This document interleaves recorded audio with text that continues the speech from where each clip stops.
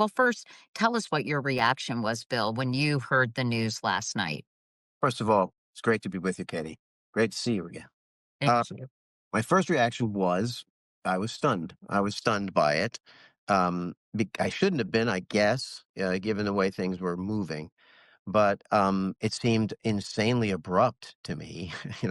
I know Jimmy was about to do his show when he got word of this, um, and it seemed like that when I started to hear what it was, the cause of it, it seemed like an unbelievably flimsy pretext, an unbelievably flimsy pretext, because nothing that I could detect in what Kimmel did sounded like it was disparaging of Charlie Kirk.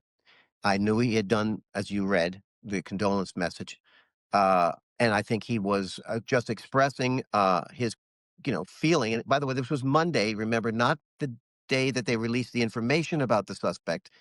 So he was still in the mode of, well, they haven't proved who this is yet. So his comments were a little bit less controversial if you put it in that context. So I thought it was an incredibly flimsy pretext.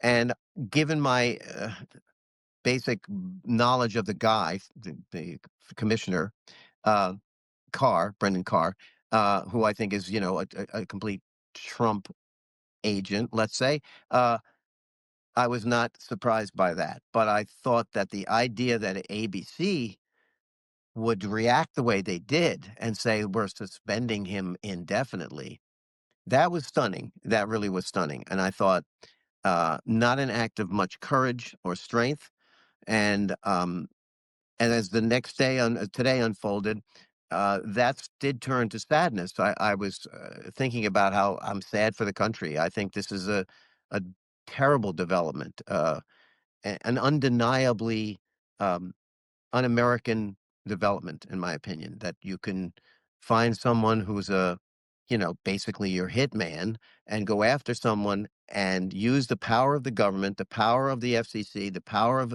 licensing to say, you can't put this guy on. We don't like him. Get him off the air. You know, to ABC, we're going to take charge of your business and your business decisions. You have to take this guy off the air. That is a really depressing development and one I think augurs nothing but terrible news for all of us.